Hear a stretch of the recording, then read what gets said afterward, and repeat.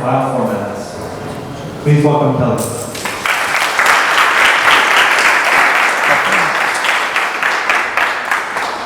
Thank you, Sean. So I'm Kelly, and so I'm a senior security engineer at Triloop Bits. We do security consulting work, and we also build research software.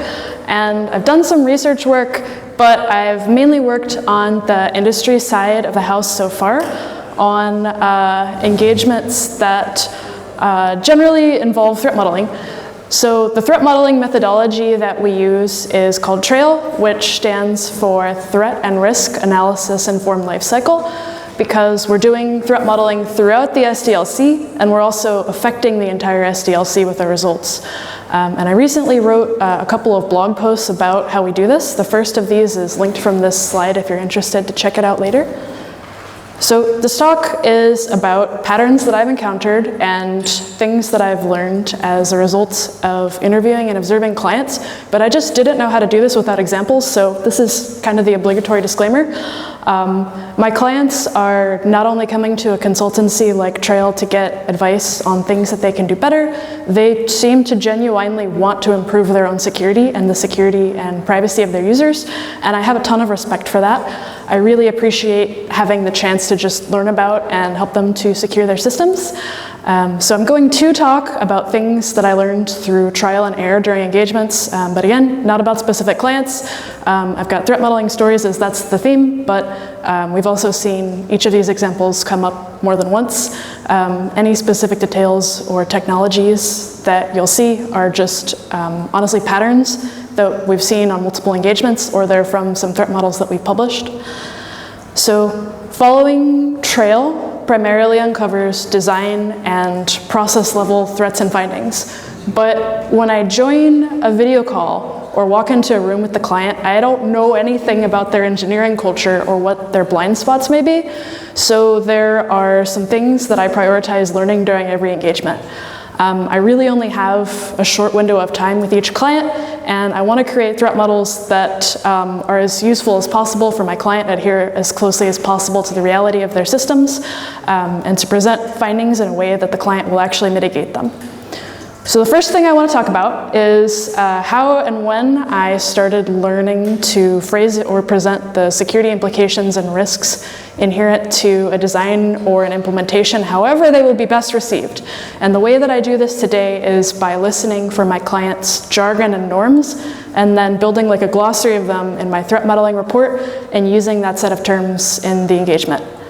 When I started working in industry, I was a software engineer on a back-end team that owned an identity and access management service, and we were redesigning the services API, and we were working with an engineer from the application security team, but we could only get a very small sliver of their time for security reviews, as is per usual. Almost their entire job was doing these reviews. This company had a large distributed system being built and maintained by very well-intentioned engineers, I think, who generally didn't know anything about security and expected actual security teams to just, fully handle all the security things. And AppSec was just a single under-resourced security team.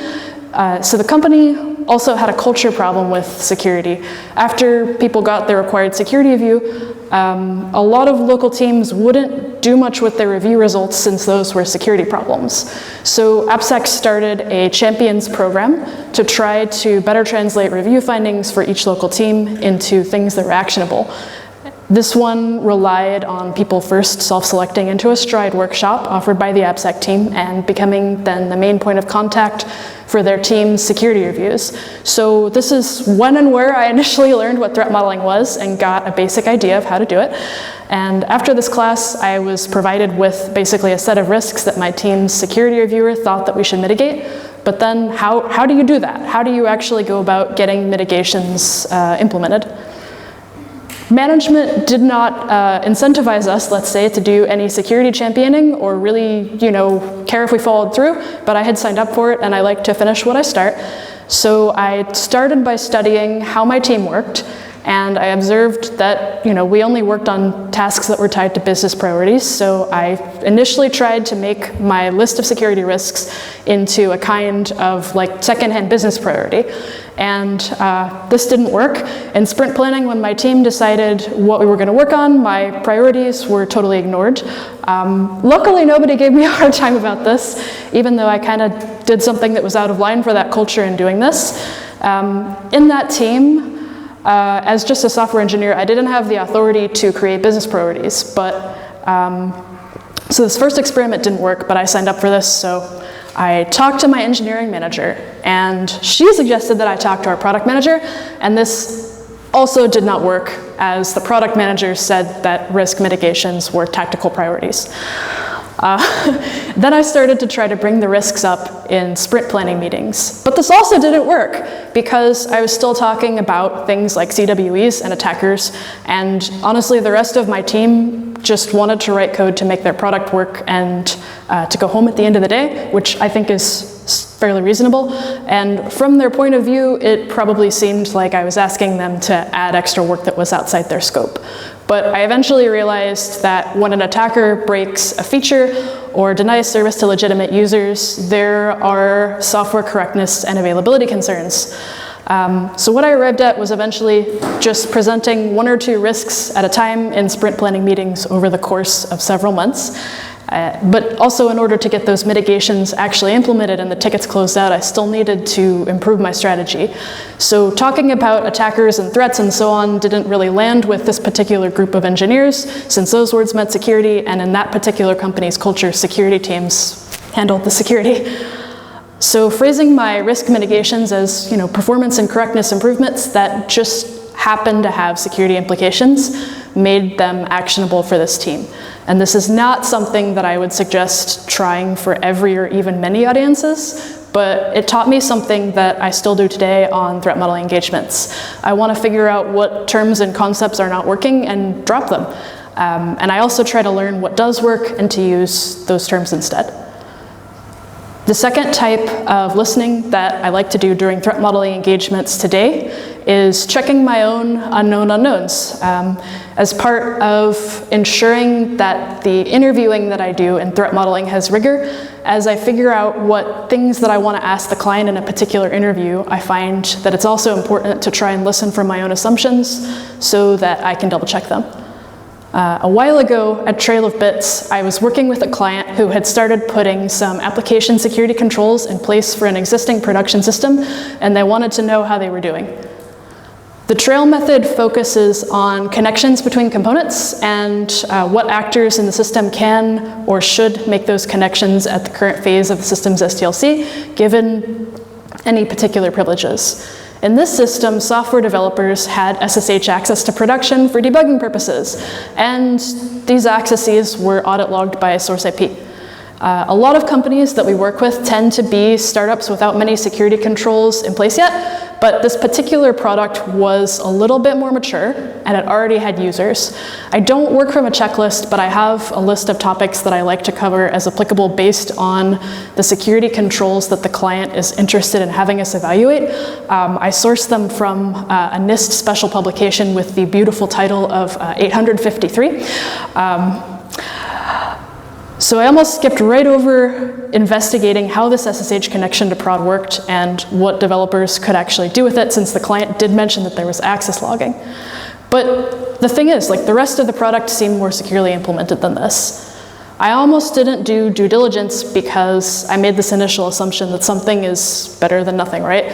But I figured also the least interesting thing that the client can do at this point is just describe their existing security controls in more detail when I ask about them, which is fine. And the worst thing that can happen is I don't get a finding or a threat scenario out of asking, which is also fine. That's actually good from my client's perspective anyway, and then I've properly explored that connection between components.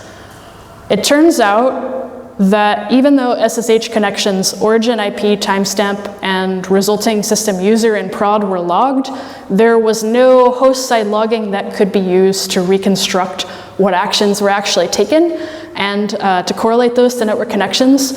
So this meant that a client employee doing forensics after some future incident in production would probably have a really fun time. And while I was at it, I also wanted to know what users devs could become in the production system, and it turned out, contrary to my hopes, that they all had root. And this was also worth writing up because determining whose credentials were actually compromised, leading to unauthorized production SSH access, would be pretty annoying for the client. Even better, at least from my perspective, starting on this topic of conversation also uncovered that all of the client's developers could use kubectl exec and prod, and also if a dev made some misstep in debugging on a prod box that they were SSH into, they could bring down all of prod, which added availability concerns to the authorization and access controls issues that we'd already found. So I'm glad I asked to confirm my assumptions because they turned out to be more along the lines of unsubstantiated hopes, and I carried this lesson forward into the following engagements that I had. The next type of listening that I would like to tell you about is listening for a type of blind spot that a client might have, an undocumented idea, practice, or situation that's just like implicitly accepted as part of reality in the client's engineering culture. In the example that I'm about to cover, the thing that was just accepted was that third-party dependencies just work. Even if the client has to do some specific configuring to make the dependency in question meet their use case. So this particular implicit assumption that third-party dependencies just work is pretty common and even generally reasonable, like you want them to. Knowing assumptions like this exist change how someone thinks about the system, though. It's usually something that as a newly hired developer, you might learn is assumed by more tenured developers in your first weeks on the job, and then it just becomes an implicit background part of how you think about the system too. So I like to make it my business to try and learn as many things like this as I can about each of my clients, since things like this change how I think about their system and change what types of threat scenarios and findings that I'm able to uncover. One of the things that this particular client was interested in exploring was how good the authorization in their system was. The load-bearing dependency that needed to just work was a policy language called Rego, which is used to write policies that are typically evaluated by a policy engine called Open Policy Agent. I was having a hard time building a solid understanding of the part of the system that used Rego, since the client documentation for it basically just said it's Rego, and then there was a link out to the third-party documentation. And also in interviews, I was having a hard time getting the information that I wanted to close out this topic in my notes. So I still needed to know what Rego meant in my client's context, since I always want my threat models to document the weaknesses in the client's actual system. Like, it doesn't matter that I came into this particular engagement knowing what I think Rego is, what OPA is, and how to configure OPA for a few use cases. In this particular case, the simplest thing that I could think of to ask was eventually what worked for me. Rego is a language in which this client's customers could write policies that would be evaluated in a WebAssembly runtime, not in the OPA runtime. And in general, policy evaluation should give you back an allow or a deny decision for the combination of policy requester and resource. There are a variety of WebAssembly Rego support SDKs that can be used to make Rego basically work in a WASM runtime, but the catch is that these supported libraries are all a little bit different from OPA itself in terms of what built-in functions they support. So without the client providing additional compiled supporting code, the WASM runtime may throw an error if the policy in question calls an unsupported built-in, but policy evaluation may also just give you back a null or an empty result instead of a policy decision. And this is dangerous from a security perspective because a requester who should not have access to the resource they requested might get that access if the policy that should prevent it fails open due to using an unsupported built-in. So the implicit was that the client assumed that Rego would just allow their customers to configure their own access control policies however they wanted, but the oversight was policy evaluation actually working as intended depends on which supporting runtime libraries are in use, and if there's an error, the host app or the Rego support SDK has to handle it so that we always fail closed.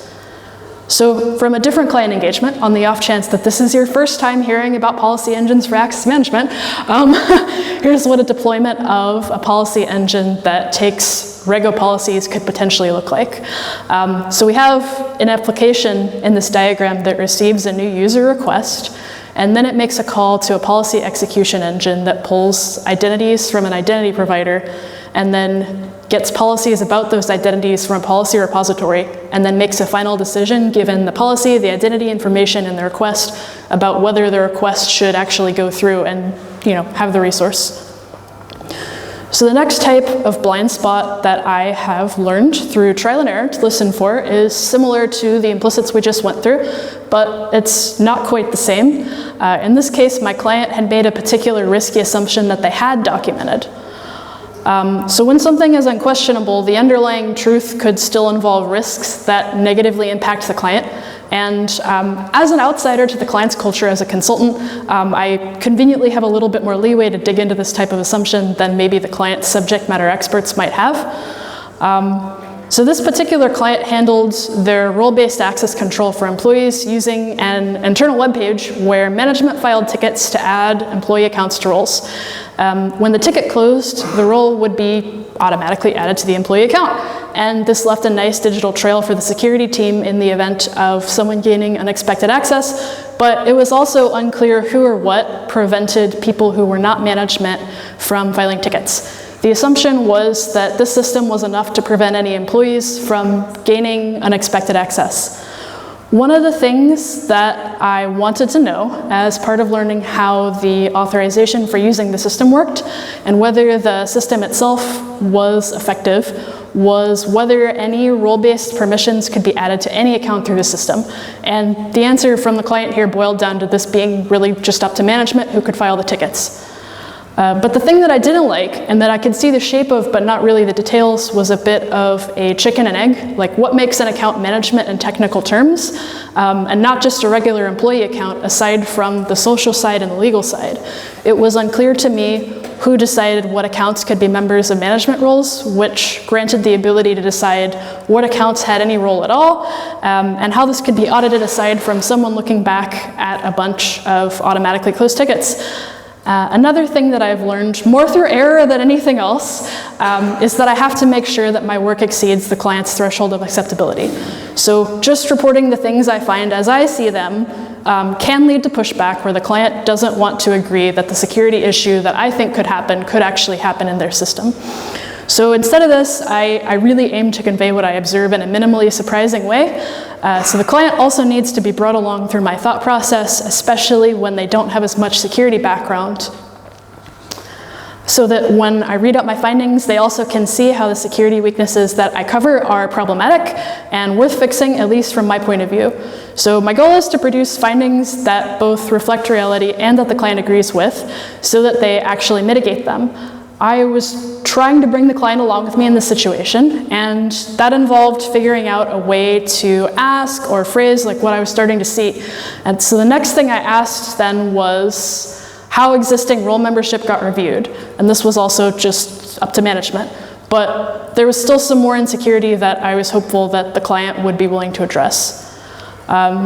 So to try to start a conversation about that chicken and egg management role problem a little bit more directly, I confirmed that tickets could close without review. But that was basically the point. Leave a good digital trail, give management all responsibility for all the role membership.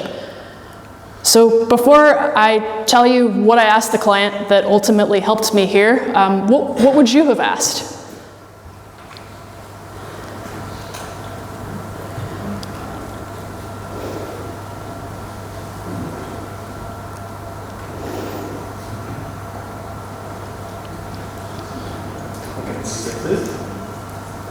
Just shout it out.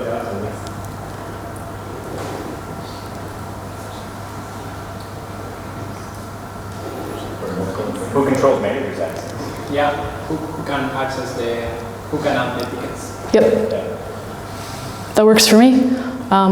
So what finally worked though was asking basically like how management was represented.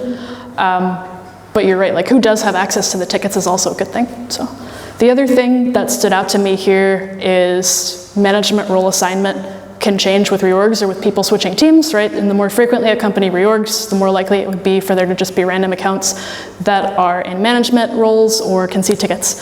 So for example, there was some risk of an employee without management duties currently, or even like a test account abroad that had the ability to file an auto-closing ticket.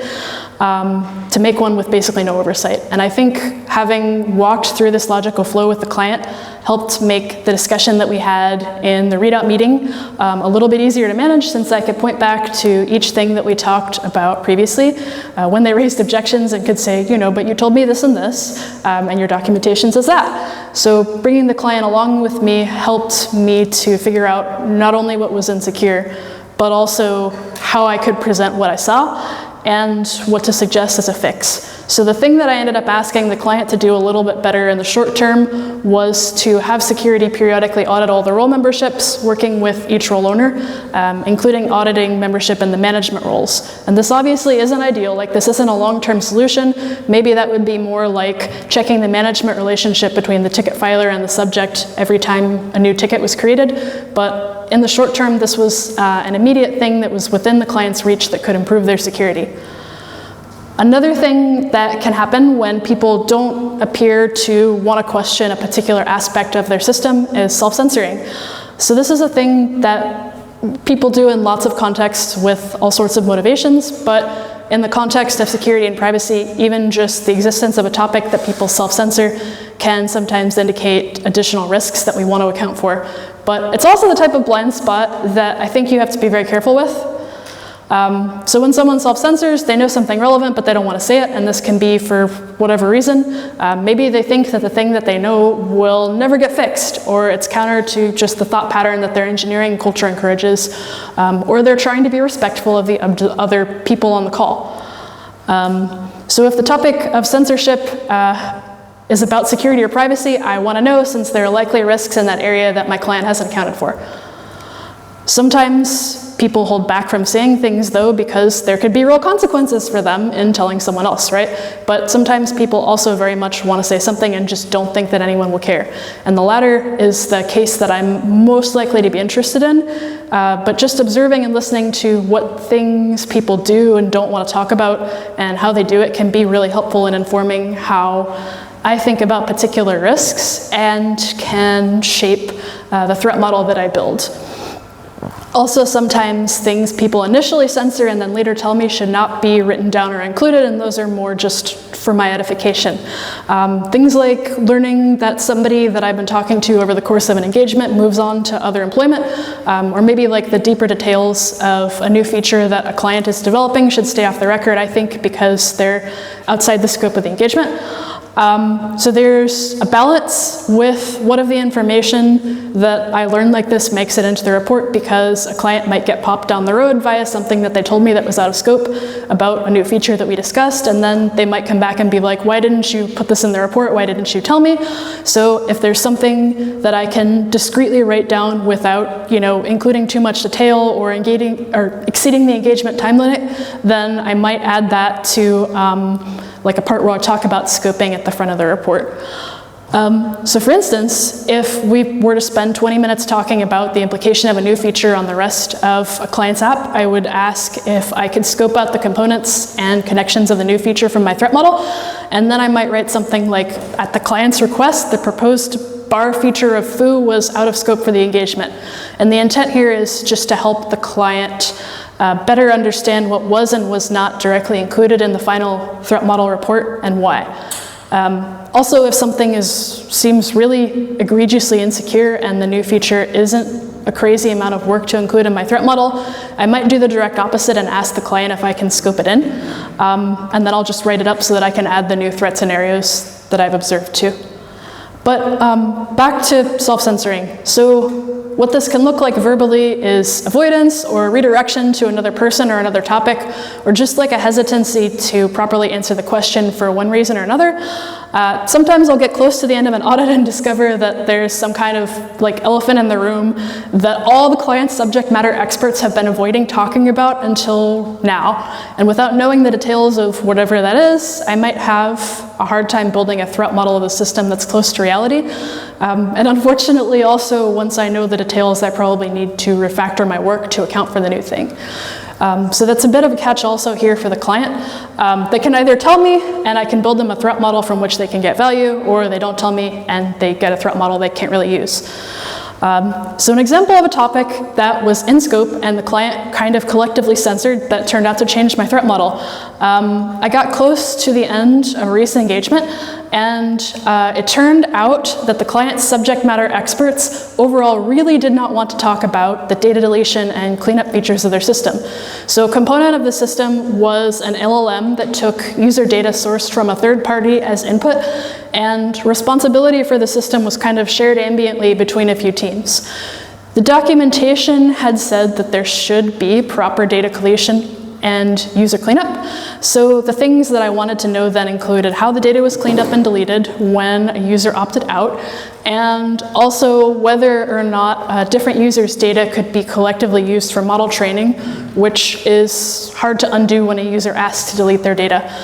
This poses a risk since LLMs can be prompted into regurgitating their training data, as we heard earlier today. So this scenario was interesting to me because everybody I talked to just kind of kept pointing me to somebody else when I asked about stuff that seemed like it should have been simple, well thought out, and implemented, given the maturity and the internal documentation of the product. So I spent a bit of time talking to different people before I realized that the thing that nobody wanted to tell me was there was no data deletion and there was no cleanup. So any sort of data deletion or intentional user offboarding were still in the future on the product roadmap after launch. So there were some threat scenarios that I was able to write up. So in summary, here are some things that I have learned to listen for through trial and error that I think make my threat modeling more effective today. Listening for the client's jargon and norms and using them as the basis of a common language with which I frame the threat scenarios and findings that I present to clients. Listening for my own assumptions, which I want to double check in case I need to course correct. Listening for the undocumented things that everybody knows, since interesting threat scenarios and findings could be hidden underneath. Listening for unquestionable assumptions, since insecure practices, policy, or design might underlie them. And finally, listening for self-censoring at the individual or group level, since it could also indicate potential security weaknesses. And thank you for your attention. That's all I got.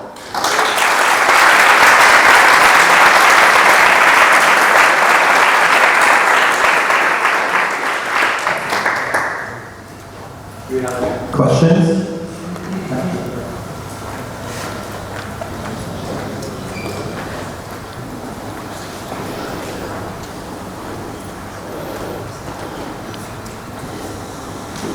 Hi. Hello. When you do your engagements and then you come up with like I don't know, a set of recommendations, and then you kind of convince your customer through the first the pipeline. Can you come up with, or have you ever come up with a way that allows you to continuously assess if that's what's actually happening in the environment of the customer? Like, will the customer actually implement those things? So the question is, for recommendations, how do we continuously assess how the customer is doing and implementing them? Yeah, so one of the things that we end up doing that I think is really cool is after a lot of threat models will follow them with another type of security assessment, either a code review or an infrastructure review, taking the findings of that threat model and directly applying them and digging into those areas, especially if the client doesn't necessarily know what they want. So I think that's one part of answer to your question. I think the other thing is do we ever come back and revisit things? So the threat modeling methodology that we have, Trail, it has a part basically at the end of every report, which is kind of like the now you do it. And it's okay, if you add a new feature to your app, what then do you want to update? And the idea is to try and hopefully walk whoever the reader is through what they should change on easy mode. And I mean, if they want to come back to us and have us reassess, that's also totally fine, but they don't have to do that.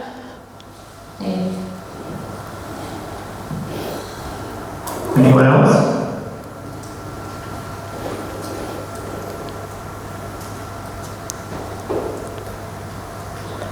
Okay, well, thank you, Kelly.